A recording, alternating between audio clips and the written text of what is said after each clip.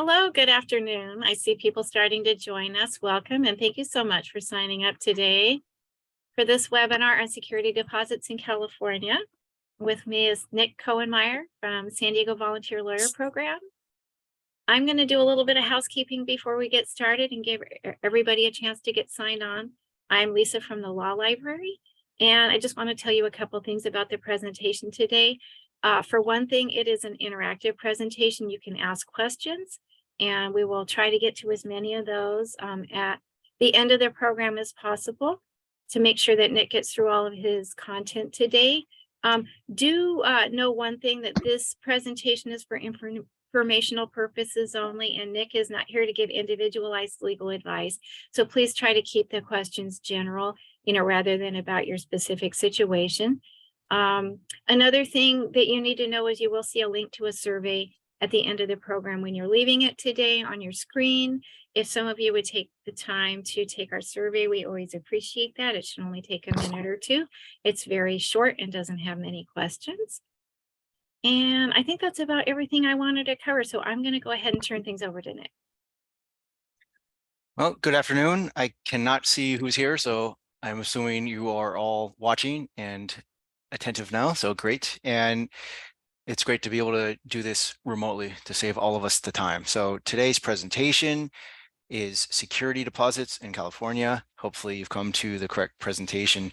Now, this is for landlords and tenants, and it would be nice if I could see a poll of who here is a landlord, who here is a tenant, if you feel comfortable sharing that. But if you can share that and you're comfortable, then go ahead. This is going to outline what the landlord's responsibilities are and the tenant's rights. And this is probably more important for the landlord, because the landlords, especially if they're, not major multifamily, they're just doing this on their own. They don't have legal resources to figure out what the law is and what the law has changed to.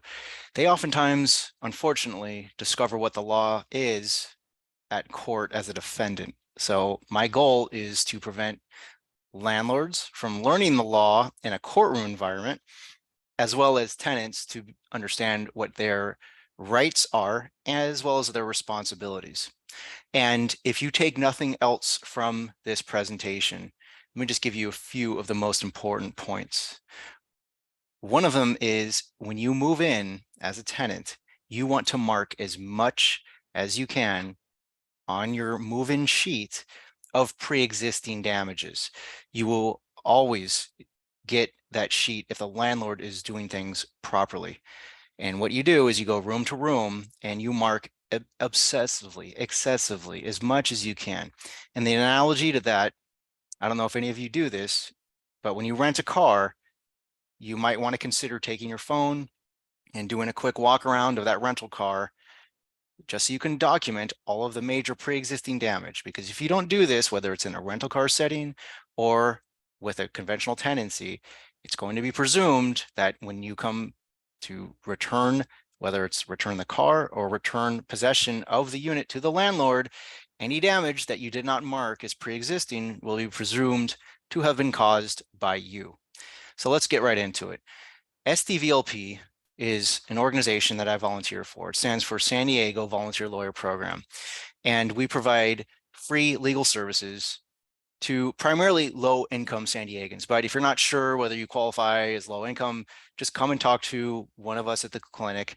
I do this remotely. If you go to the clinic in Vista, you might meet Stephanie. She is absolutely fantastic. She knows every aspect of this, and if she doesn't know, she will get the answer. So I urge you to utilize the clinics, and you can also go to the website and find out a lot of information there, but it's one of the many resources available to tenants in San Diego. So this is me, this is my silly graphic, and I practice California residential landlord tenant law.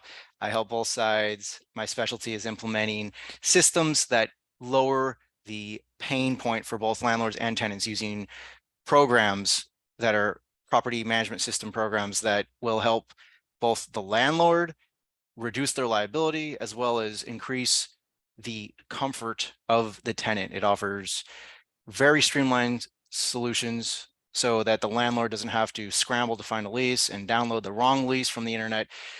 When it comes to law, remember that just because you can do it yourself does not necessarily mean you should. It might be much more expensive for you in the long run to unwind the mistake you made as a non-lawyer trying to be a lawyer, just as you probably could do surgery by watching a YouTube video, but you don't want to. So this is a general legal presentation. It's not legal advice, and what I'm going to discuss applies to general situations. Now, the reason I can't give you specific legal advice is that every situation is unique. Now, what I'm going to give you will apply in a broad sense. So you can at least learn what the objective law is, but it's very difficult to even give generic legal advice because you not only have to contend with local rules, whether it is local rules of court pertaining to unlawful detainers, which are evictions in California, but there's also state law, and then there's also judicial precedents. So there's common law, and all these have to be balanced, and the law is very dynamic. If you've been a tenant for the last 3 or so years, prior to 2020, there was a major revamping of California residential tenancy law under a law called AB 1482.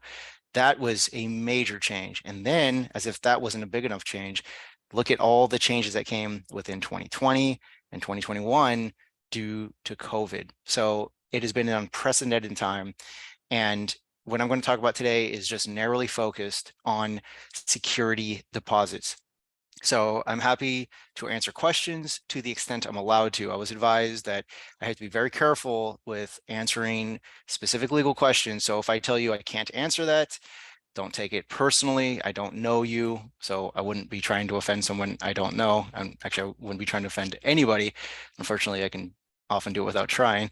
I'm a lawyer, but I want to ensure that you understand that my ability to answer your specific questions is very limited. If you go to the clinic, they have a bit of broader headroom to be able to answer more specifically curtailed questions to your specific matter. They can help you with responding to an unlawful detainer order. In other words, giving an answer if you ever get evicted. They can help with issues with security deposits. And that's going to be what we're talking about today. So California security deposits are primarily governed by California Civil Code section 1950.5. So if you are going to be doing this work yourself and you're going to be researching the law and you want to sound, reasonable and intelligent, then you want to use a reference to California Civil Code section 1950.5. All right, so overview. Prior to the tenancy beginning, this is going to be part one, and I'm breaking this up into 3 parts. So we're going to talk about prior to the tenancy beginning, what the landlord's obligations and the tenant's rights are, and then prior to the tenancy ending. Now, in case that's confusing, part 2 is going to be towards the end of the tenancy within 4 to 2 weeks prior to the tenancy ending. And then 3 will be after the tenant moves out, what the landlord's obligations are, as well as some of the tenant's rights. So let's begin with prior to the tenancy beginning. And I'm going to move as quickly as I can to still keep it comfortable. I'm not going to rush through it, but I'm not going to dwell on some of the provisions because it can get technical, but I hope this presentation will be available for you to review if you've missed something that I said, so you can review it at your own time. Now, first, lawful uses of a security deposit. Now, there's actually 5 lawful uses of a security deposit, but commonly it's used to remediate unpaid rent. So if the tenant has not paid the full amount of rent, if the tenant left without paying the last month's rent, it can be used for that.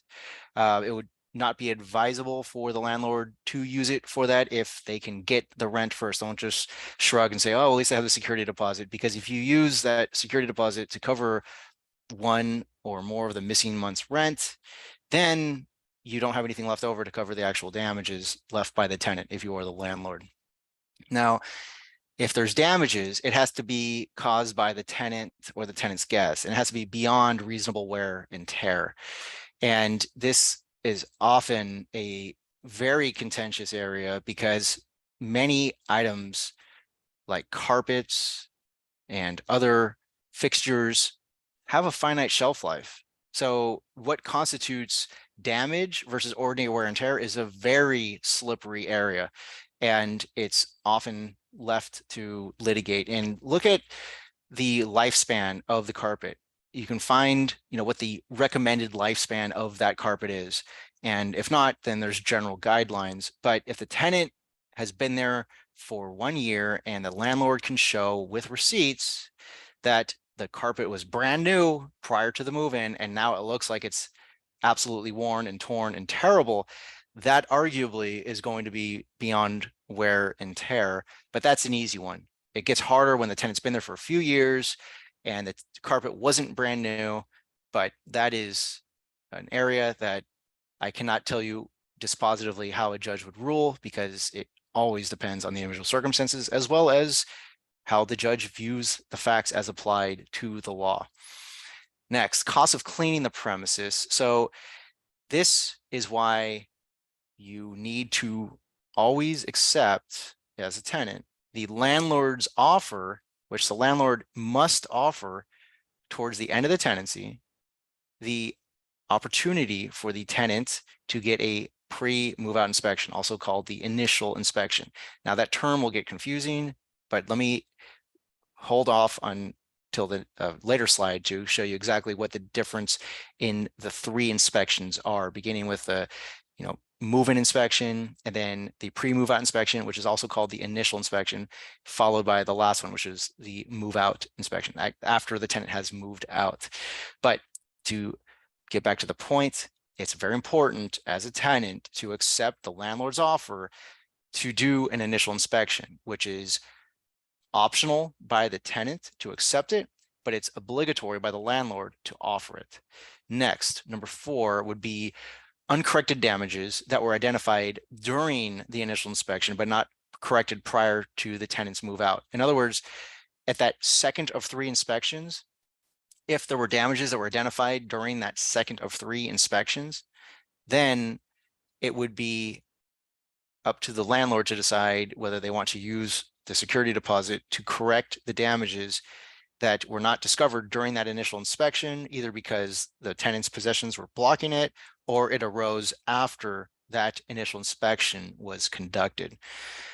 And that leads into the 5th reason, which is basically uncorrected damages that did not exist or could not have been identified. So to reiterate those last 2, if you were given notice as a tenant of these are damages that need to be corrected during your initial inspection, and the tenant didn't cure those, they didn't clean as they were instructed to, or maybe there's just damages that the tenant is not qualified to repair. If there's certain types of physical damages that the tenant caused, such as to a foundation, then it wouldn't be appropriate for a tenant to do work that requires a contractor's license unless that tenant is licensed and qualified in the nature of that work. And then also, if the landlord found damages after the initial inspection that arose, that would be another reason. So those are the 5 reasons that landlords can use your security deposit. Now, what frequently happens is that landlords use the security deposit for impermissible reasons. So if the damage predated the tenant, if there were damages or defective conditions that existed prior to the tenant moving in, that would not be an appropriate use of the security deposit. Sounds pretty obvious. And then if the owner attempts to use the deposit to cure wear and tear, they cannot do that. Even if that wear and tear, pre-existed the tenancy or existed through the tenancy, that is not appropriate. But when it comes to carpets and things like that, if it's beyond wear and tear, that is okay. If it's just an ordinary wear and tear, that's presumed to be part of the tenancy. The reason why you pay rent is not just for the immediate use of the tenancy of the bed, of the room, of that property, of the water, of the utilities. It's also that it's presumed that there's some degrading of the surfaces of the carpet, and that's built into the price. Just like when you rent a car, you're not just renting it for the immediate use, you are also paying the owner an offset for the depreciation in the value of that car. And then the owner cannot use the deposit for cumulative effects of ordinary wear and tear that may have occurred over one or more tenancies. So just keep in mind that if your landlord is trying to use your security deposit for something that you didn't cause, it's just the carpet was getting worn, it wasn't that you dropped something on it and damaged it, or your guests did, just repeated use. If it's obvious it's wear and tear, then that's a red flag. And nothing in law is ever 100% or 0%. It's always a balance between those two parameters, but it is possible indication that the landlord may be overstepping his or her bounds. So what's the maximum allowable security deposit? By the way, if you want to ask questions, go ahead and leave them now, but I'm going to get to the presentation first, and then I'll get to the questions afterwards. So what's the maximum allowable security deposit? Well, that depends. That depends on whether the unit is furnished. It also depends on whether the tenant is active in the military. So if the tenant is in the military, that lowers the amount that the landlord can charge for a security deposit. So specifically, if the tenant is not in the military, not active duty, and I'm a Navy reservist, I don't get these protections unless I'm on active orders. Okay, so just because they're in the military, they actually have to be active. So if you're a landlord and the tenant shows you that they're in the military, make sure you get some kind of proof that they are on active orders, not just a drilling reservist that is more of a civilian than a military member unless they're recalled to active duty. Now, the maximum amount of a security deposit for normal tenants, again, non-military, is 2 months if the unit is unfurnished and 3 months if the unit is furnished. Now, that doesn't mean that that's a minimum threshold. That's the maximum threshold. That means the landlord shall not charge more than 2 months rent for a security deposit. If the landlord wants to charge less, that's completely fine. What about for military tenants? Well, it's different. So it's just 1 month less. In other words, if you are renting to a military tenant and you have an unfurnished unit, the most security deposit you can collect is 1 month. If you are renting to a military tenant and your unit is furnished, then as you can see on the slide, the most you can charge is double the rent, the first month's rent. Now, sometimes you'll see security deposits listed as, first month's rent or last month's rent or first and last, whatever that is. You should try to get some clarification that this is in fact the security deposit. And there's also a difference between screening fees and security deposits. So since I can't ask direct questions, I'm just going to assume that not everybody knows the difference between a screening fee and a security deposit and what the critical distinction is. So the critical distinction between a security deposit and screening fee is that a security deposit is always refundable unless there's a legitimate reason not to refund it. The screening fee is generally not refundable. All right, so that's a lost payment that the tenant shall pay in order for the application to be processed. Sometimes it's to be used for the background check, credit check, criminal check, etc. But the security deposit can never be listed as non-refundable. And again, it is assumed that it shall be refundable and be refunded unless there is a lawful reason to withhold part or all of the tenant's security deposit. Now, if you look at California Civil Code section 1950.5, it also addresses screening fees. So if you are going to write to your landlord, it's worth looking up the law, and that is under the Civil Code I just gave you, 1950.5. So understand what it says if you're going to quote that statute in your correspondence. And as a side note, I hope this isn't considered legal advice, just general wisdom. If you are communicating with your landlord or your landlord is communicating with you through calling or in person, how can you prove the contents of a verbal conversation? Essentially, it's worth the paper it's written on, which is nothing. Whenever it's allowed, you should be communicating through email, primarily, if you can, or text message or written correspondence. So you do have a record. Now, I tend to prefer email. I'm not saying it's necessarily the best, certainly not the only method of communication, but email is useful for several reasons because it has double-sided authentication. If the landlord claims that he or she never received it, you have proof on your end that it was in fact sent. And that is useful as long as you have established communication before or after, so you can show that that email address was correct. It also has an automatic date and time stamp because oftentimes dates are critical, especially when it comes to the 21-day statutory period that the landlord is obligated to return the balance of your security deposit to you with a breakdown. I'll address that in a moment. If you have text message communication, that's better than verbal. And there are apps that you can use to archive those conversations. Don't just assume that you'll be able to locate it from your Android or iPhone when it comes time to go to trial if there is a small claims or other civil litigation matter that pertains to this. I spend a fair amount of time in court, and these apps that allow you to archive the communication are incredibly useful.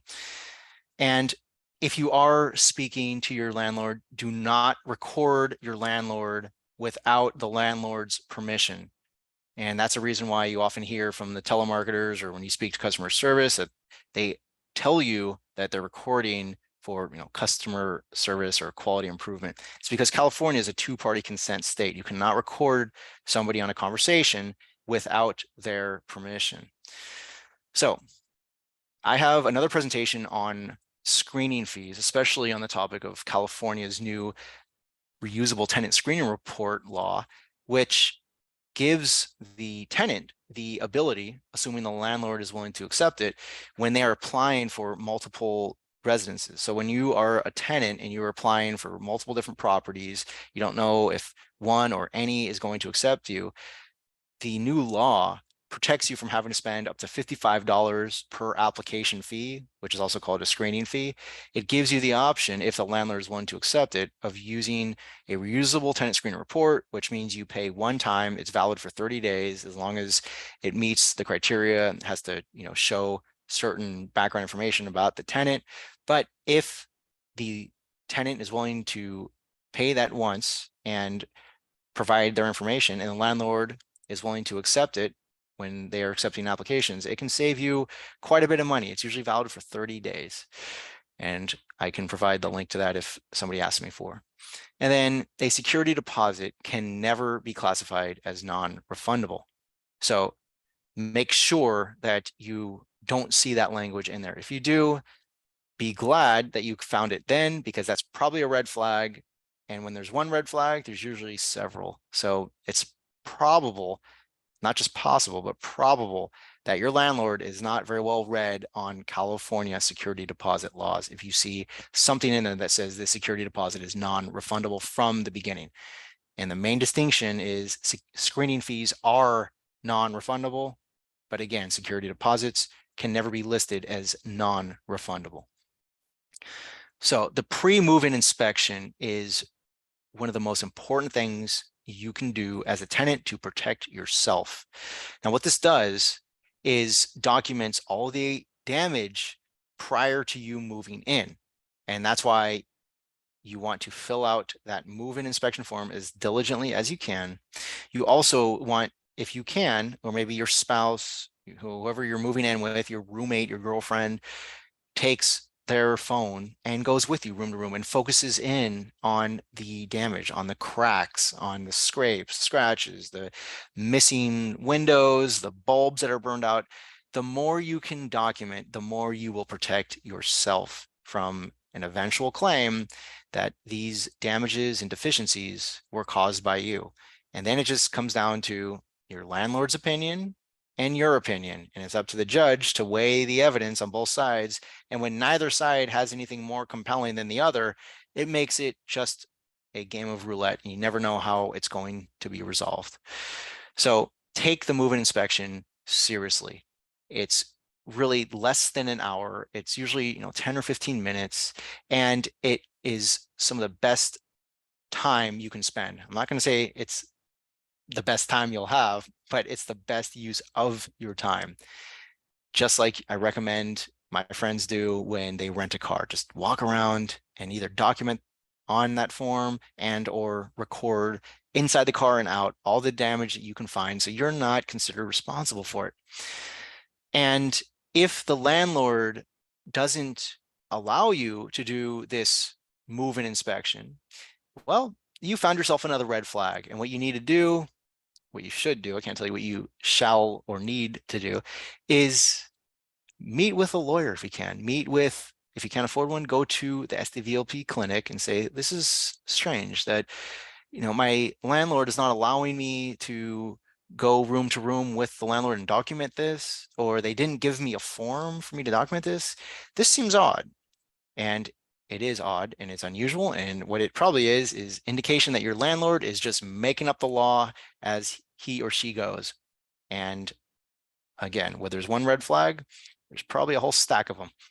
So next, actually, let me take a moment to grab a drink. My mouth's getting dry. One moment. Okay. So we covered part one. Now we're going to go to part two. Now this is as the tenancy is ending. This is closer to the end, where part one was closer to the beginning. So after either the landlord or tenant notifies the other of the intent to terminate the tenancy, but before the tenant vacates the premises, a California landlord is normally obligated to provide a tenant of the tenant's right, but not obligation, to accompany the landlord for a pre-move out inspection. Now, I said normally obligated because there are exceptions where this is not required, such as certain types of eviction actions. And if I ever say eviction, or if I ever say unlawful detainer, they are essentially the same. It's just the unlawful detainer process is what culminates in an eviction. California does not allow self-help. California does not allow a landlord to just take the stuff and throw it out the window like you see in the movies. The landlord can never just arbitrarily change the locks. They can never forcibly remove a tenant. The landlord should never touch you or your things. The landlord can do so only with the sheriff, which means the sheriff can do so, which means the landlord, back to what I just said, should never touch your things. If the sheriff shows up and has, a writ of possession, judgment from the court, then unfortunately, your ability to contest it has run its course. Now, it doesn't mean you can't contest it after the fact, but if you deny the sheriff entry, then that is going to make a bad problem worse. Now, the inspection that I'm talking about at this stage is the second of 3 inspections. And as I referred to earlier, the first inspection is before you move in. That's when you go with your camera, document everything. And if the landlord is wise, they will give you a 3-column form, which has a column for each of the 3 inspections. So they should give you back that form where you marked all the pre-existing damages. And the landlord is entitled to have contested it, right? You can't just go and say, everything is damaged, everything is dirty. Now you have to be specific, and the landlord is entitled to make sure these are reasonable markings on your sheet that correspond with, what is in fact damaged before you move in and what you are, trying to be unreasonable with. So, okay, so don't overstep, but if there's anything at that first initial inspection, at that first inspection that you found that was damaged before you moved in, absolutely mark it. Now at this stage, you're going to request the initial inspection after the landlord offers it to you. Okay, so it's not up to the tenant to request this initial inspection, it's up to the landlord to offer it.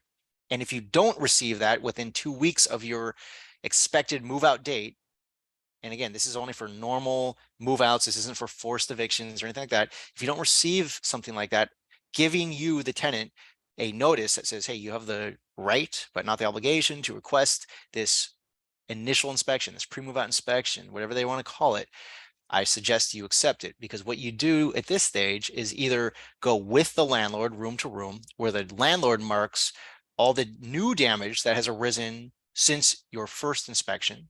All right, so this is presumed to have been caused by you. They shouldn't be marking the same damage in the second column that was marked in that first column, which is the damage that predated you as a move-in tenant. So in the second column, the landlord usually is the one that is marking everything, going room to room and saying, well, this is new damage, and this refrigerator was working fine when you moved in. Now it won't turn on. Stove doesn't work. So what you are getting at this stage is advance notice of everything that you are going to be financially responsible for if you don't repair it or replace it prior to your exit of the tenancy. And that is further qualified by the fact that you as a tenant are not qualified to make some repairs. So you have to hire a contractor in some cases if it's physical damage that exceeds what you are allowed to repair. And hopefully the landlord will let you know what you are and are not allowed to repair or replace. If they just bar you arbitrarily from replacing an appliance that you easily could get installed, that's a tough one, because the landlord is entitled to ensure that it's replaced with the identical appliance, but they're not necessarily entitled to say, yeah, if you want to go pick it up and install it yourself.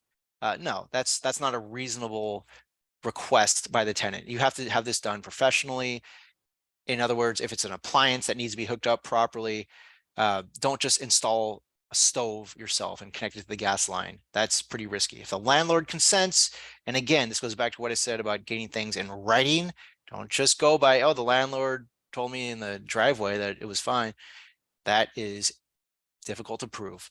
So have written correspondence before and after this initial inspection, especially after, where you summarize exactly what your obligations are before you move out. Otherwise, you're probably going to find this out the hard way. It'll be found out after your third inspection, after the landlord does the inspection, because you've moved out already, and then it'll be too late. And then you will have your security deposit potentially fully exhausted, and then you might also be on the hook financially in a subsequent small claims action if it's $10,000 or less, or it could be a civil unlimited matter. So this is why I'm giving you the low-hanging fruit that you absolutely want to utilize if you can, if you think it's helpful. And there are many things that are within your control. Unfortunately, there are most things that are outside your control. Therefore, there's no excuse not to fully take advantage of everything that is within your control.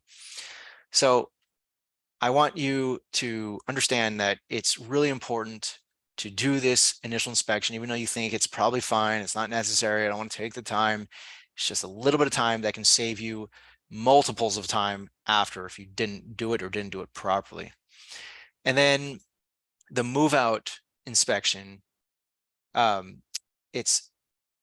me talk about this for real quick. The pre-move out inspection form protects both sides. Okay, that's the form that you should get, which again should be the same form that has 3 columns, the same form that you used as a tenant when you first moved in, same tenant, or same format and form that you will have the landlord fill out with you, unless the landlord allows you to fill out the second column, which is again the initial inspection form. That's the second of 3 inspections. And then finally, it should be the same form that's used for that post move out inspection. And I'm going to discuss why and whether the landlord and tenant should mutually agree to have the landlord provide an itemized statement, which is what you're going to receive, that itemizes all the deductions that were made from your security deposit, as well as all the receipts substantiating the costs incurred in restoring the premises to its pre-tenancy condition via email. All right, email is very useful for situations like this. And after a tenant vacates the premises, reaching that now former tenant can often be difficult, because some tenants may reside in multiple different addresses. I mean, they might go to a hotel, they might stay with their parents, their in-laws before they fully settle on a new tenancy. So it wouldn't be helpful if the tenant just says, oh yeah, I'll be staying in Oceanside at my in-laws house for 3 weeks. Well, what happens after that? You need, as a landlord, the ability to communicate with your tenant through a universal means that doesn't depend on the physical location that they're receiving mail to when they move out. So one of the primary topics for follow-up communication after move out tends to be for the arrangement of the return of security deposit and supporting documentation. And that's why you as a tenant want to make it as easy for your landlord to reach you as possible. Don't play hide the ball. Let the landlord reach you so they can communicate with you about what deductions are being made and how, more importantly, to send you the payment. So in order to do this properly, the landlord will need to create a written security deposit disposition agreement. And that agreement isn't something that they can just, arbitrarily write or download from the internet. It should contain statutory language that complies with California Civil Code section 1950.5, specifically subsection G, as well as mutual signatures from both the landlord and the tenant. But don't discuss, as a landlord, don't discuss this with your tenant. In other words, don't discuss a security deposit disposition agreement until after one of the parties has tendered notice of termination. So landlords, don't just include a security deposit disposition agreement in a new lease.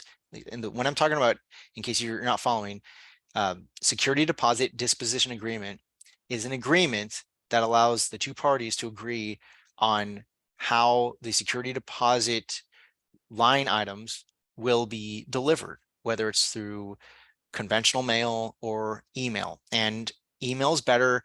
You can also send all the photos from your phone that you took rather than print them out, which is going to decrease the resolution, and mail them that way.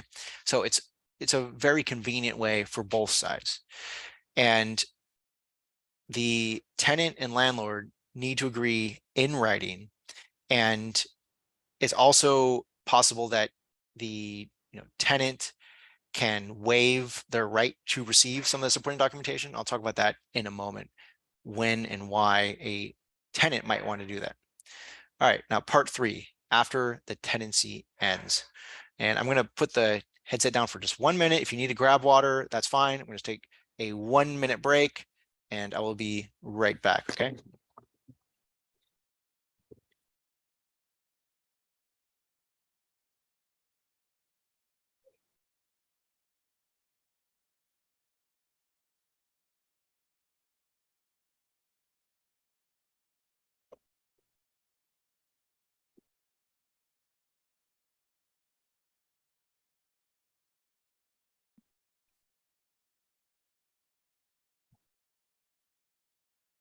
Okay.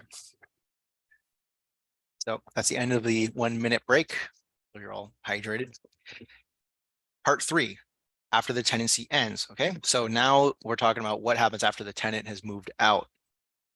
So after the second inspection, known as the initial inspection, and then again, that's assuming the tenant had requested that optional inspection, which the landlord must have offered to the tenant, but the tenant had the option to accept or deny that offer to do that second inspection. Third inspection, the final inspection, post move out inspection, it's called many different things by many different people. That is definitely going to happen by the landlord, and you will probably not be there present for it. So now you're at the mercy of what the landlord finds. This is, again, a reminder of why, as a tenant, you want to have been there for the second initial inspection. So you had that notice prior to you moving out of what the landlord is going to deduct from your security deposit if it's not fixed, repaired, or replaced by the time you vacate the property and hand the keys over to the landlord. And when I say landlord, it's also inclusive of the property manager, if there's an agent, anybody authorized to act on the landlord's behalf. And if I say landlord, I'm also referring to property owner. There's different terms that people use. Obviously, I hope I'm not offending anybody by calling you a tenant. You are also the resident. But for the sake of this purpose and this presentation, so I can keep things uniform, the landlord is the property owner or anybody associated with property ownership or management. The tenant is also the resident, anybody lawfully occupying the premises, as well as the tenant's family members or authorized guests. So the landlord will do this last inspection without the tenant's presence in most cases. And during this inspection, the landlord or landlord's agent will go through the same rooms as during the previous inspection and verify that the damages that were discovered during that initial inspection, if one was offered, have been rectified. In other words, you have that same form coming back to you. Make sure that you as a landlord always keep a copy of this inspection form. And the one I recommend you use, and there's many different forms out there, but a good attorney will have one of these. It has 3 columns, and you always want to keep a copy for yourself, as well as give a copy to your tenant after each of these inspections.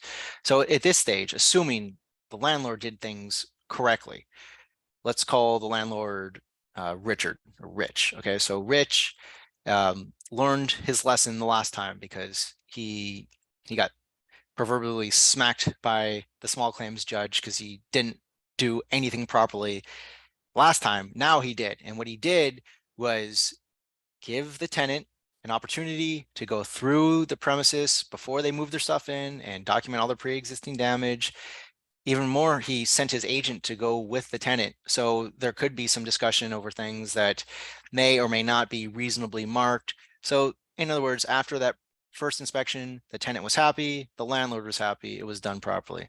And then after the tenant or the landlord decided not to renew the tenancy, not to continue the tenancy, then the landlord, in this case, Richard, he gave his tenant this offer to accompany the property manager at this initial inspection, and the tenant intelligently accepted it. And then the tenant did not fix all of the things that the landlord noticed during that second inspection. Some of these windows were still dirty, and the bathtub had a broken faucet that was not marked as pre-existing. So it's assumed that it broke during the tenant's tenancy, and it isn't subject to wear and tear because it was not completely off the mount, right? Most of these faucets don't just fly off the mount between a Thursday night and a Friday morning without some kind of intervening human force usually. Now, even if it's due to your guest, even if it's due to your child, even if it's due to just an accident, due to your pet, it's going to be presumed that, but for you occupying that premises, that damage would not have occurred. So you are on the hook. And after this third stage, after the tenant had moved out, didn't repair the things I discussed, now it's time for the landlord to go room to room, document everything on that form. And then when the landlord's finished, give a copy of that form, as well as a line item breakdown of everything that the landlord had to purchase or repair or replace. So make sure that as a landlord, you are documenting these things and archiving these things. And when I help clients, if they don't already have a usable scanner, that's one of the first things that I help them set up. We get a scanner, which is either a ScanSnap by Fuji or Epson, ES580. It's an excellent addition to your office because even in a truly paperless office, inevitably you're going to get a bill, you're going to receive invoices that are not just electronic. You want to be able to scan everything to your, whether it's your Google Drive or your Buildium or Yardi or Door Loop account, so you can manage these things in one organized dashboard. And that's one of the biggest problems I see when I help landlords, is that they don't have all their ducks in the row. They have leases mixed in with other leases. They don't have the specific receipts that they need to substantiate. So if you have to go to court, and I hope this isn't legal advice, just best common wisdom, you want to be over prepared and over organized. You want to have all of your receipts neatly available, ideally tabbed in a binder in one section of your binder. You want to have all the printouts of the communication, which is another reason why you don't want to just have verbal communication. If you do have a verbal communication, that's fine. Codify it with a written confirmation, ideally through an email after the fact, and have everything so the judge can get right to the most salient points and not have to find the needle in the haystack. So what a landlord is entitled to do is request a waiver of documentation. Now, a landlord is normally required to provide a form with a line item breakdown of each expense that's being deducted from the security deposits. And I also need to emphasize that there is a number that is very important when it comes to security deposit law. Now, that's not just Civil Code Section 1950, it's also the number 21, all right? So if the landlord does not provide the line item breakdown of each expense that is being deducted from security deposit, as well as the receipts within 21 days, these are calendar days, from the tenant's departure, it's bad. And how bad? Well, in a worst case scenario, the landlord can be liable for double the amount. In other words, it's sometimes considered treble damages. So it's the security deposit times 2. So you basically, let's say your security deposit is $1,000. So you would be potentially on the hook as a landlord if you have a bad faith failure to return the full security deposit or a line item breakdown of everything you withheld from the security deposit as well as the receipts within 21 days. And worst case scenario, well, maybe one of the worst case scenarios, is that a judge could find that you acted in bad faith and saddle you with a $3,000 judgment, which means you're paying back not just a security deposit, but $2,000 in punitive damages. So the landlord can ask the tenant to voluntarily agree to waive the tenant's right to such documentation at the time either party gives notice of termination of the tenancy. In other words, notice of termination or notice of non-renewal. But if you're a landlord, don't just put this waiver of documentation form in the initial lease agreement, because it has to be done 60 days or closer to the expiration or termination of the lease. Okay, so this is just like a puzzle that we have to go through. A lot of landlords don't even know what these options are to them.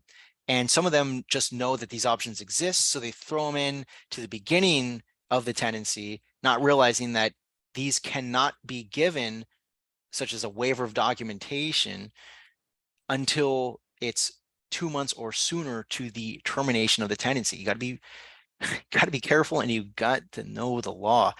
Don't just go by what you find on YouTube. Look, the internet will always give you an answer, but it will not always give you the correct answer. Just because you can do it yourself does not mean you should.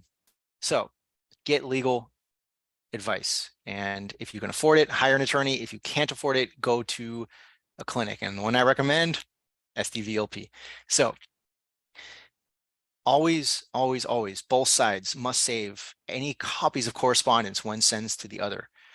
And for those of you who do prefer the printed page, and many of the older generation does, and the younger generation tends to prefer like, no paper, I just don't even want to touch it, just send it to me through TikTok. Like, no, they want everything electronic and paperless.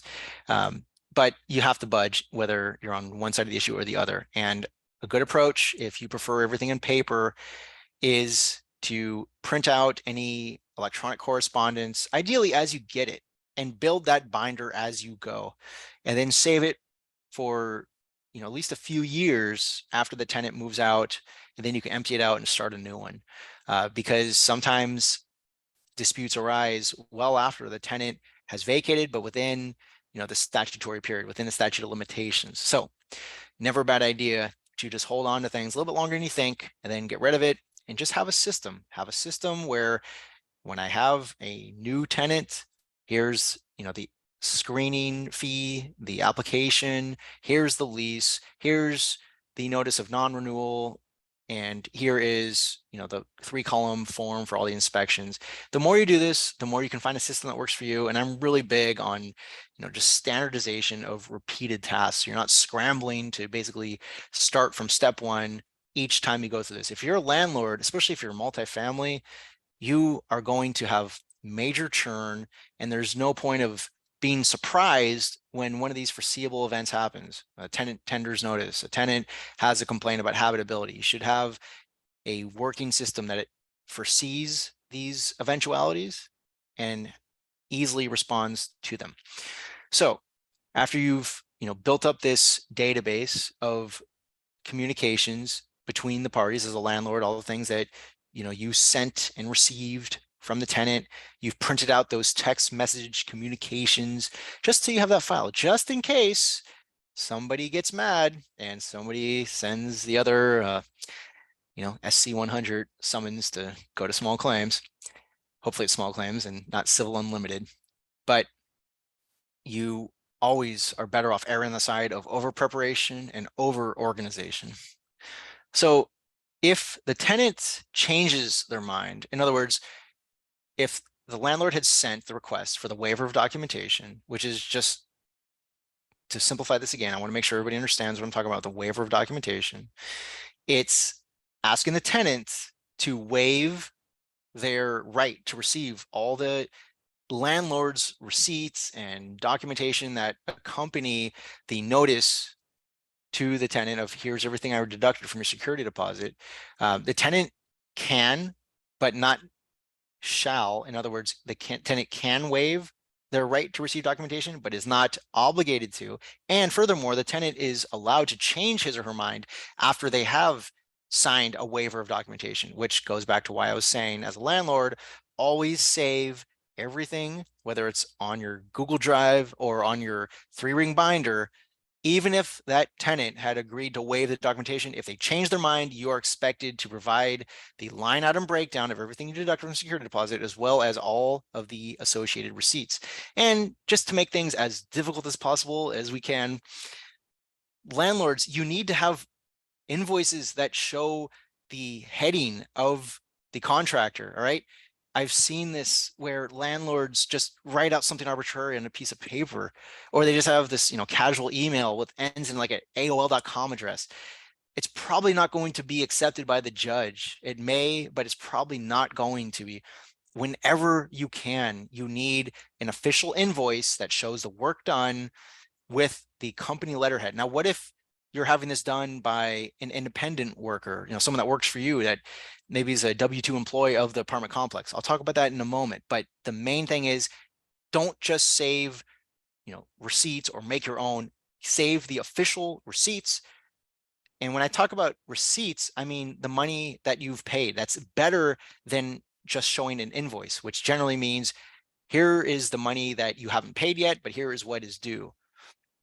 Understand the difference? Okay, so after the tenant has fully vacated the premises, the landlord shall have conducted, the 3rd of 3 inspections. And if the tenant didn't accept the offer to do a pre-move out inspection, this would be the 2nd of 2.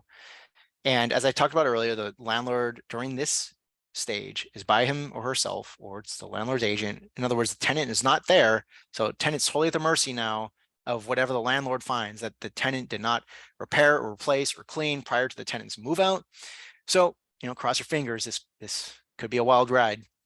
And the landlord must be as diligent as possible and in clearly marking what is damaged. So be specific, take pictures if you can. If you want to take a video, not necessarily recommended, because then you have to go back and extract screenshots from each one. But if you're good with that, if you know how to do it on your phone or computer editing, then that's fine. Then you just have one cohesive walkthrough. I even know landlords who use 360 cameras. That's up to them. But that just ensures that they don't miss a spot when it comes time to, I should have taken a picture of that. Now I can't. Now it's too late. The new tenants moved in. There's a lot of ways to do this. Those are just some possibilities for you to consider, whatever you like to do. And then it's also worth mentioning that if you as a landlord don't save all the receipts, don't properly annotate your move out form, then it could prevent you, the landlord, from legitimately retaining the expenses of amelioration from the security deposit. So that advice of error on the side of over preparation, error on the side of over organization applies not just to the landlord, but to the tenant as well. And I urge you to use that same form for all 3 inspections. And it's not only in the tenant's best interest to do the initial inspection, as I tried to drill in multiple times, it's also in the landlord's interest to offer one. And better yet, it's also the landlord's legal requirement to offer the tenant that initial inspection. Now, after the landlord completes the initial inspection and the final inspection, in other words, after the landlord completes each stage of the inspection, make a copy of that form at that stage and give it to the tenant. So that also probably ensures that you're making a backup copy for yourself each time, especially if you're going to email it to the tenant. If you've worked out that arrangement with the tenant, that you both can email each other. All right, now 21 days, 14 days, 125. Why are these figures important? So within, but no longer than 21 calendar days after the tenant vacates the premises, the landlord must provide the former tenant with a statement that confirms the amount of security deposit originally received, the amount being withheld, the reasons for the withholding, and any receipts to substantiate the basis for the withholding. And this is what I mentioned earlier about if you have your agent doing the work that isn't, Roto-Rooter plumbing with a Roto-Rooter letterhead on that invoice or receipt. If it's just, Mark, your on-site maintenance guy who spent, 3 hours doing whatever, that's still allowable, but you have to ensure that the work that is being claimed and deducted is properly detailed with the hourly rates and the number of hours that your agent, your maintenance guy, your technician spent on each task. So that's where it is an exception to the rule that you should have official letterhead from the company. This can be on a less official type of letterhead, but if you are a landlord and you know that your maintenance guy typically does these move out repairs, it is a good idea to have something a little more formal in terms of a letterhead that has maybe their property address, something that is more than just a blank piece of paper that your maintenance person wrote on with a Sharpie. And I apologize in advance, I'm going to sneeze at any minute now. It's coming, I just don't know what. So if the work was done by the contractor, make sure it's done properly, make sure it has all of that information. More information is better, and make sure it is as tailored to that unit and the type of work that was being done as possible. All right. If it comes back vague, $500 or $500 for kitchen repair, probably not going to cut it. Make sure it identifies the property address, the unit, the date, the time, the specific damage that was ameliorated.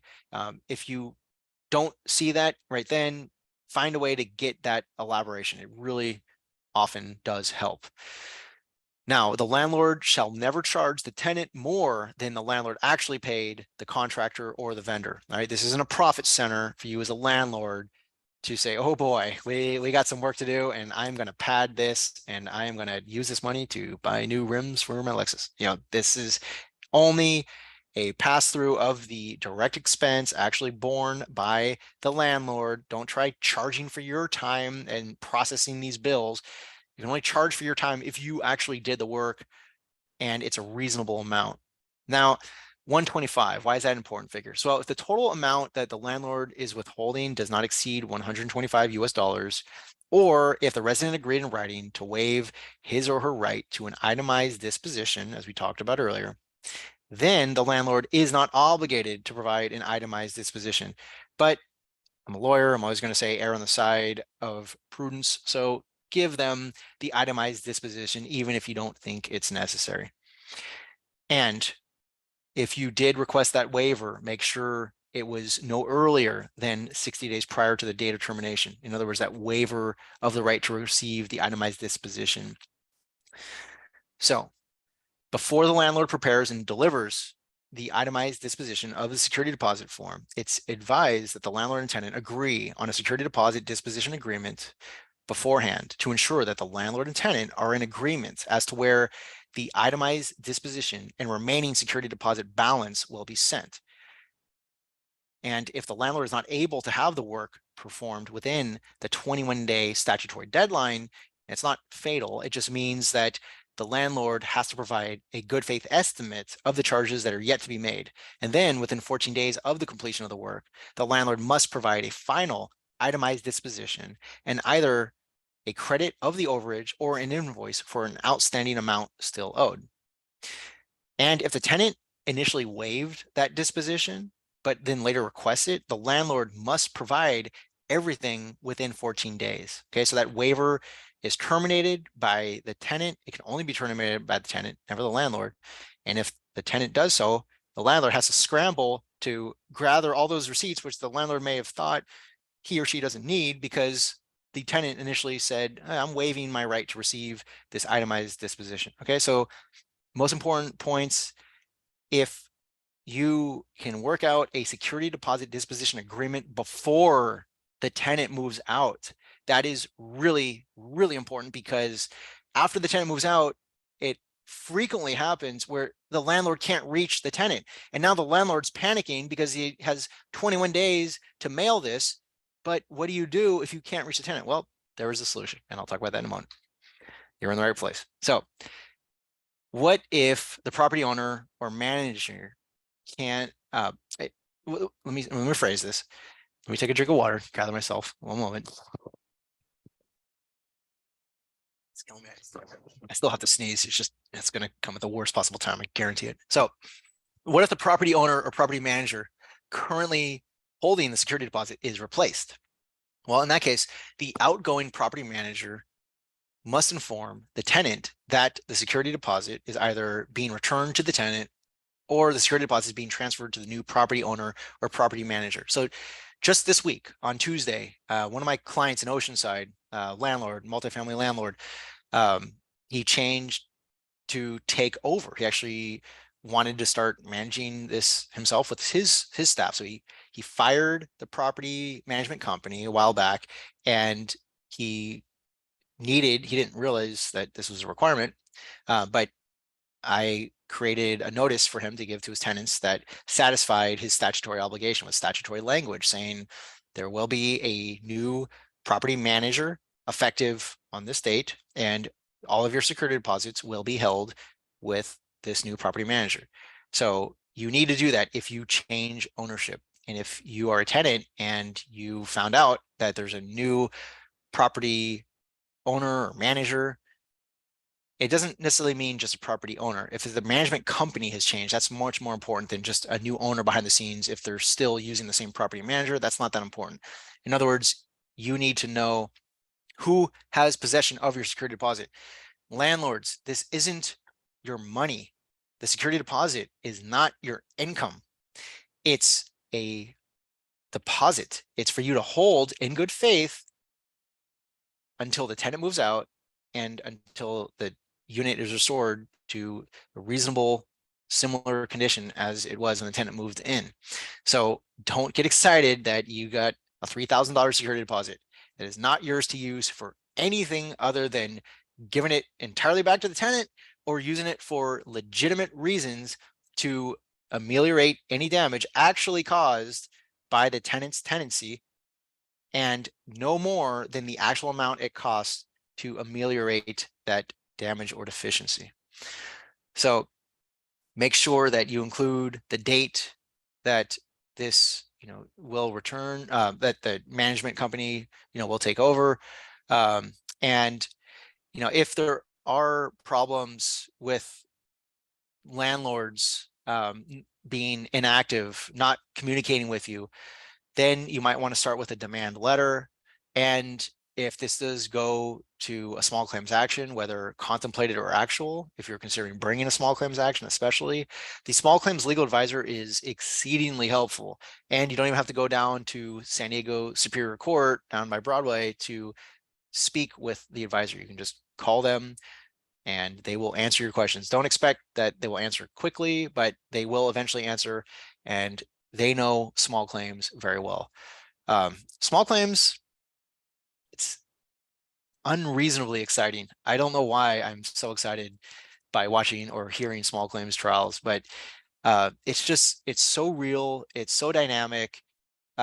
It's just fascinating because when you have a well-prepared party, they give a really compelling presentation, and then you hear the other side after you've already made up your mind, like, well, obviously, I mean, the other party has no legitimacy here. Obviously, the plaintiff is right here. And then you hear the defendant's response. It's like, oh, well, obviously I have no way of even adjudicating this. It's very dynamic. It goes back. It's like a tennis game. And one suggestion, I'm giving you legal advice, if you are going to go to small claims court, use all of the resources you can, starting with the small claims legal advisor.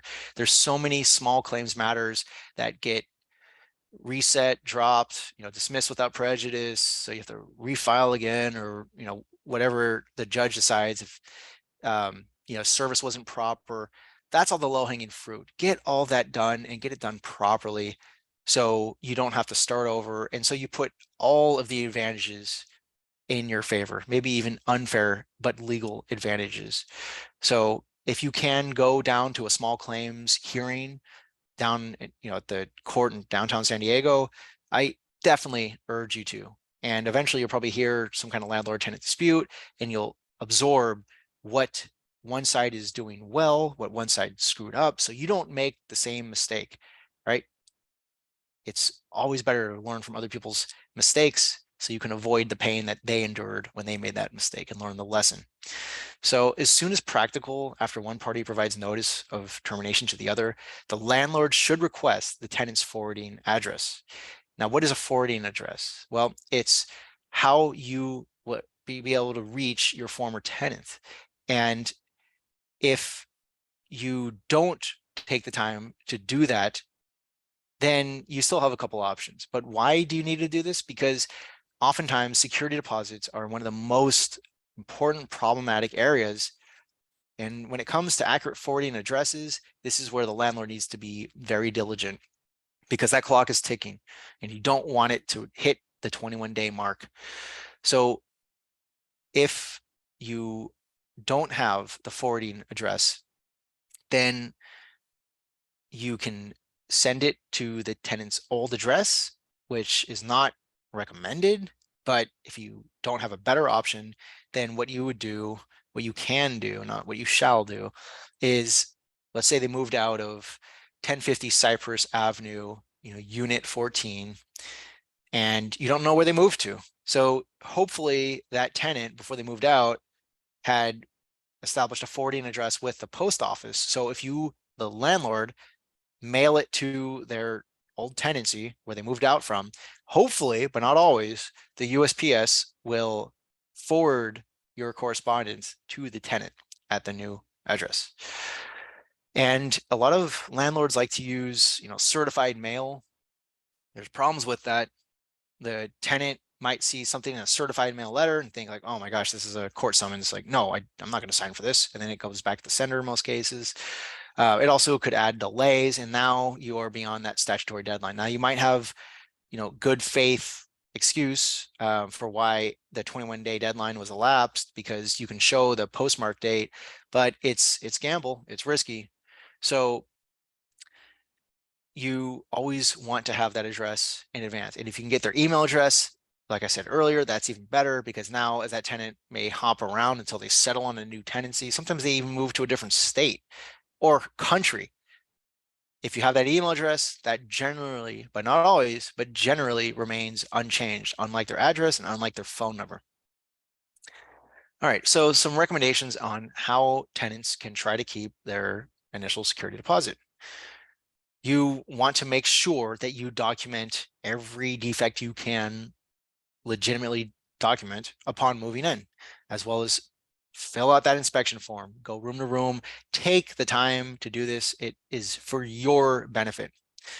And when the tenant is offered a pre-move out inspection, the tenant should accept it. make sure that you have given your landlord the proper forwarding address. Don't hide from your last landlord, even if that landlord was despicable. They're trying to not just help themselves by acting within the 21-day statutory deadline, they're trying to get your information to you, as well as your check probably. And then you can also work out, with the security deposit disposition agreement. I want my security deposit returned to me through ACH, wire transfer. Here's my checking account, my account number, my routing number for my checking account. Or some cases you probably use Zelle or PayPal. I'm not certain about that, but if the parties agree, I don't see why a judge wouldn't allow that. Obviously, physical check is still preferred by most, and you want to make sure the landlord knows exactly where to mail that check. And then lastly, make sure you document the condition of the property, same as you did during that first initial inspection. You want to document everything when you're moving out, just to protect you. It's always better to have it and not need it than need it and not have it. After you've handed those keys over, your chances of going back in and documenting the condition, especially after it's contested, good luck, probably not going to be resolved in your favor. And make sure you're not being unreasonable with your requests as a tenant.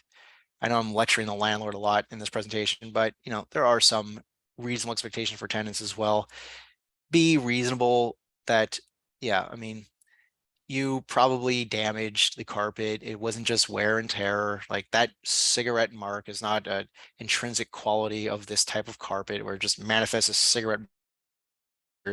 So be reasonable, especially if you want to be treated reasonably by your landlord. So if the ownership transfers, then the security deposit shall be transferred as well, but make sure that you are informed as a tenant, as I alluded to earlier, and make sure you see the date that the transfer will happen. And if, while it's uncommon, it is possible that the damage, waste, or theft committed on the property was so substantial that it exceeded the amount of the security deposit that was retained. So in that case, the landlord has two options. The landlord can bring a suit against the tenant, possibly in the small claims court, for the unpaid balance, or the landlord and tenant can mutually agree to what's called a post-tenancy payment plan, in which the tenant acknowledges the unpaid balance and promises to pay back the balance in installments, which is consideration for avoiding litigation, right? So be reasonable. And if you're a tenant, then you do owe what is legitimately owed to the landlord. And if you, try to avoid contact thinking that it's going to, stack up damages in your favor, it's probably going to be a lot more complicated than the slam dunk you think it's going to be. Now, if you need help with security deposit issues especially, here's the number to call SDVLP directly. And if you can't see this, I will say it out loud. It's area code 619-235-5656 and extension 127. And if you're eligible, you may be able to receive legal advice or get legal help actually drafting the demand letter for the return of the deposit. So there's also the San Diego County Bar Association's LRIS, the Lawyer Referral and Information Service. And the number for that is 1-800-464-1529. The website is on the screen. And a few additional resources: the California Courts Self-Help Guide and the Housing is Key Handbook, which you can find in English and Spanish. And those links are here. If you can't use those links, just do a Google search and it should come up. So we have reached the end. I hope it's a relief for you all. And I hope you found this informative and non-obvious. If you sat through this whole thing and you didn't even need a drink of water, then you, lasted longer than I did. But I would like to hear feedback. I haven't done one of these for SDVLP and the San Diego Law Library together like this before. So if this is something that you as an attendee, whether you're a landlord or tenant, are finding helpful, please provide feedback. I hope I met your expectations. hope you got your money's worth at least, 0. But I will stick around for a little bit to answer some questions. I do have to get back to work, so I will answer as many as I have the time to and the ability to, considering that I have to be very careful as to not give you specific legal advice. Okay. Okay, let's try to crank out a few of these questions. And thank you to everyone for hanging in with us. I know we're over time here. What is your opinion on a landlord using a security guard to throw out a tenant's belongings that were ruined by a natural disaster, a flood? So apparently the landlord used the deposit for in some way to dispose of the tenant's belongings. Well, right. That's Aurora Denny's question, right? Yes. All right. Good question, Aurora. So just to recap, if your landlord threw away your belongings ruined by a natural disaster, that depends on what kind of agreement you had in place. If they are causing mold because you vacated, maybe the landlord put you in temporary housing to address this natural disaster, it's presumed that things that are moldy and going to create a disturbance are probably going to be discarded. Now, the landlord should offer you an opportunity to move out your things before the contractors come in. This is an important step that emphasizes why you should always have communication in writing. If a landlord never even gave you an opportunity to go in and reclaim your items, especially if the landlord didn't give you notice that they're going to be entering, that's where problems can arise. All right. So talk to the clinic or talk to a lawyer. All right. So I'm going to try to just pick out a few that I think are the most pertinent here. Cece had a question about a landlord that has historically kept all of the security deposits for every tenant that has moved out. Most tenants did not bother with the court procedure. The last neighbor who moved out did not get any money back and also has been threatened for an additional cost of $1,000. All right. So I'm going to, what that's do you think CC about Ware. this? All right. So yeah, excellent question. And thank you for bringing this to me, Lisa. So that is a pattern in practice that is going to be very difficult for a landlord to substantiate. All right. What are the odds that all of your tenants, almost without interruption, have damaged the unit so bad that it completely consumed the entire security deposit? Well, it's possible, but is it probable? Probably not. That is a red flag. And another follow-up question from Cece was whether the tenant can legally not pay the last month's rent if the security deposit could cover it. That's risky because now you're assuming that there won't be any damage when you move out. So while you might get away with that if you leave the unit in perfect condition, you already have a landlord with a pattern and practice of probably unlawfully withholding tenant security deposits. So either the landlord is completely unscrupulous or the landlord is taking very diligent notes of all the damages and actually able to substantiate that there was no security deposit owed back to the tenant. It's unlikely that they're that scrupulous. It's more likely they are unscrupulous. So what do you think is going to happen? They're going to keep the security deposit, as they always try to do, and then sue you for the damage. Now, what you should do is pay your last month's rent and wait until your landlord complies, or in this case probably doesn't comply with their statutory obligations to give you that line item breakdown of what is going to be withheld from your security deposit. And more importantly, it sounds like your landlord is not giving out that second of 3 inspections. Remember the initial inspection? It's unlikely that your landlord is giving out that opportunity to all these tenants, 2 weeks or sooner prior to their move out date, and all the previous tenants are declining that. That is why they need to accept that offer. They need to wait until the landlord provides a systematic and line item breakdown of everything that's being withheld, along with receipts that are official. And then if the landlord doesn't do that, doesn't do it in a timely manner, doesn't do it fully, then you can initiate the small claims action. And I would suggest you talk to at least the SDVLP and then the small claims advisor on how to prepare your SC100 forms. So there's a couple of questions that are related on the whole 21-day to provide documentation of repairs issue when the landlord's keeping the security deposit. One is exactly when does the 21 days start to run? Is it the last day of the tenancy or the next day? And then also, what happens with that documentation when there are extensive damages that cannot be repaired within 21 days? Okay, good. So it generally starts the day after the move out, like the return of the keys. So, keys in hand of the landlord, usually it's the day after, because you shouldn't start at the same day. If the tenant, moves out at 5 p.m., that wouldn't be reasonable. So it would be 21 days starting the day after the tenant returns possession to the landlord. And then in response to your second question, I talked about it in the presentation. So for those who weren't here, it's in the slides about what happens if it's impossible or impractical for the landlord to fully quantify the amount of damages within that 21-day statutory period.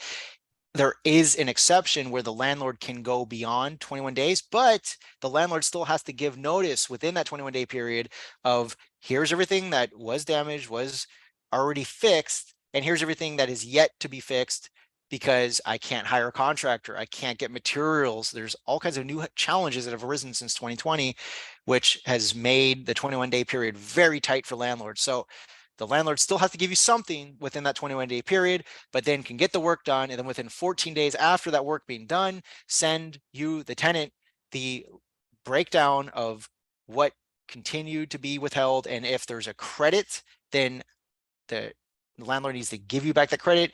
If there's a deficiency because it exceeded the amount of security deposit, then it shows you, the tenant, how to pay. And if you don't pay, then you're probably going to see him or her again in a small claims suit. So Nick, a couple of questions about San Diego Volunteer Lawyer Program services. We had questions from an attendee from the Bay Area and another one in LA who are wondering to what extent San Diego Volunteer Lawyer Program might be able to help them. And I'm wondering if the answer to that question is no, or can San Diego Volunteer Lawyer Program maybe refer them to other similar services in their own area? Okay, so yeah, the answer is SDVLP was always going to prioritize local residents. If you do give the clinic a call using that number that was on the screen, in some cases they may be able to give you some general advice, but in most cases they're going to try to refer you out. Now, I go to the Bay Area about once every 4 to 6 weeks. I go to the Wakefield Taylor Courthouse up there very frequently, and if you're up in the Bay Area, if you're in Contra Costa County, for example, this is just one example of the counties up there that have similar provisions.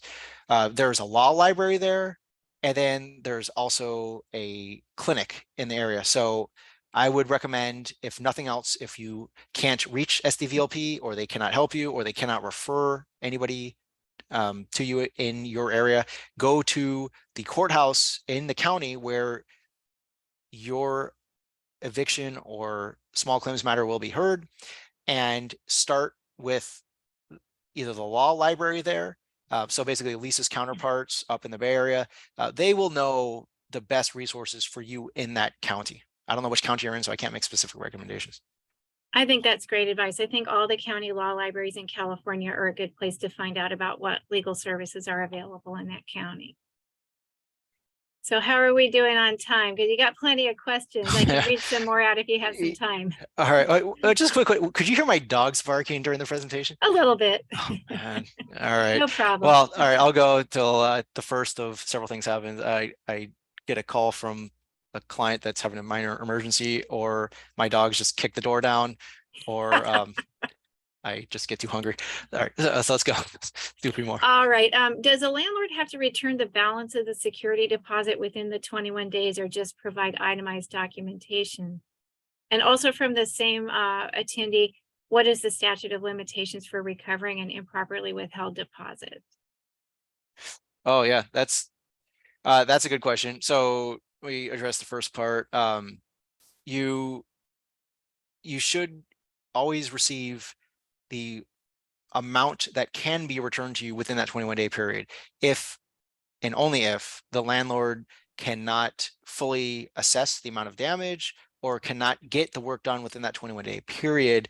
Then there is an exception for the landlord to go beyond that 21-day period. But assuming that none of that applies, or assuming that there was no damage, which would be indicated to you ideally through that move out inspection form, if the landlord found nothing damaged, then you should have received that form, and then there's no real good faith reason for the landlord to not return your full security deposit within the 21-day deadline.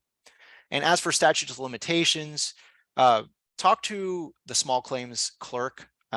There's different types of statutes of limitations depending on the nature of the debt and if it was, reaffirmed. So talk to the small claims, because that's a specific legal question that if I gave you the generic answer, might not fit, and then you would be mad at me and I could get in trouble.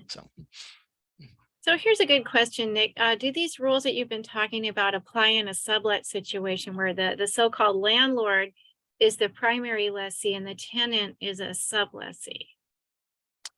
Yeah, technically, yes. In that case, the landlord does not have direct privity. In other words, when I say the landlord, the property owner, all right, so the property owner is not in direct legal privity with the subtenant, which means the subtenant is the tenant of the tenant. In other words, the subtenant answers to the original tenant, but not to the property owner. So the property owner doesn't have, a direct contract relationship with the subtenant. So it's up to the,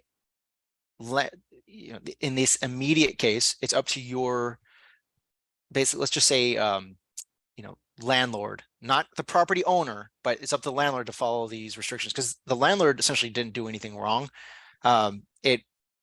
If the landlord, meaning the person who's on the original lease, doesn't do this properly, then that landlord will be in trouble with the property owner and they'll be subject to it. So it goes owner, landlord, because it's a sublease, and then subtenant. All right. So if the subtenant damages the place, then, obviously someone is going to pay for it, and it shouldn't necessarily be the owner's responsibility to pay for it out of pocket. It's that subtenant's immediate landlord that they're subleasing from. They have to go through the proper channels and get the repairs made. And if you're going through damage that, you are repairing that is intermediate to your lease, in other words, it's not when, I'm sorry, these terms are so confusing. Subleasing gets tricky. Basically, your landlord, if you're the subtenant, the person who you're renting from, they need to address these things with the landlord's consent. It's never a bad idea to get the landlord involved through written communication, but you have to deal with this yourself and you have to deal with this properly. And if you screw it up, then you get evicted along with your tenant. So the only way really for a landlord to get rid of a subtenant, if it's an authorized subtenant, not talking about unauthorized subtenants, I think it's assumed that this is allowed in the lease that you can sublease, then if the landlord wants that if the owner wants that subtenant out, the owner has to evict both, basically through evicting the landlord. So the owner would evict the person who is functioning as the landlord in this sublease, and that's how you get rid of the subtenant. And I hope I didn't make that unnecessarily complicated. The point is, yes, if you are the person on the lease who is subleasing out to a subtenant, you basically step in the shoes of the landlord, and you have the same responsibilities, as that property owner, as that landlord. You can't defer it necessarily to the property owner, except for certain circumstances where you as a tenant on the lease are leaving at the same time as your subtenant. There might be some workaround to that clause, but you have to do things properly. You have to know the law. And that's a complicated answer. I probably could have rephrased it more concisely if I had advance notice, but go ahead. I think I'm just going to read one more, Nick. Yeah. I apologize to everyone we won't get to. We've gone a long time now, and also we've lost a lot of the people are starting to have to leave the session as well. So one last question. Can a landlord use a security deposit for rent that would have come due for the remainder of a one-year lease term if the tenant moved out before the end of the lease term? And I have a feeling I know the answer to this one. Yeah, go ahead. Oh, I think it's no. That's not the purpose of a security deposit. Well, so here's the thing, like the the landlord, and now we're back to conventional landlord tenant, forget sublease and all that. All right, so the landlord is entitled to apply the security deposit to any arrearage. So if the tenant moved out prior to the lawful end of the tenancy, then there's an arrearage. And barring exceptional circumstances where the tenant moved out early, but another tenant moved in to fill out the remainder of the lease, what you have here is an arrearage, a deficiency in the amount of rent owed. Now, assuming that there was no other damage done to the premises, it's just a pure matter of you moved out in July and your lease ended in September. Well, you owe those extra months. So the landlord can apply whatever remains of the security deposit after all the damages have been accounted for, and then sue that tenant for the remainder after the fact. All right, very good. Well, I'm glad you corrected me on that one. No, that's fine. All right, I think we're going to have to call Okay. it. Thank you so much for giving us so much time today, Nick, and all the useful information. And thank you to everyone who joined us, and especially those of you who hung in with us the whole time. All right. All right. Have Thank a good you. day. And let us know if you found this helpful.